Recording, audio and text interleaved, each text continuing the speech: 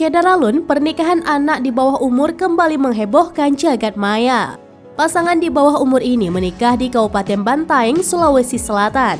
Video pernikahan mereka ramai beredar di media sosial TikTok usai diunggah akun @wu.w0 pada Selasa 20 Desember 2022. Terlihat di dalam video, pengantin pria yang masih berusia 14 tahun dan pengantin perempuan berusia 15 tahun duduk di atas pelaminan menggunakan pakaian adat serupa.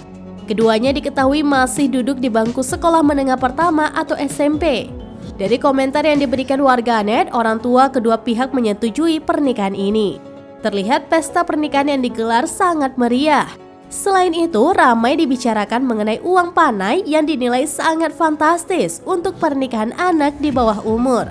Digadang-gadang uang panai yang diberikan sampai 100 juta rupiah.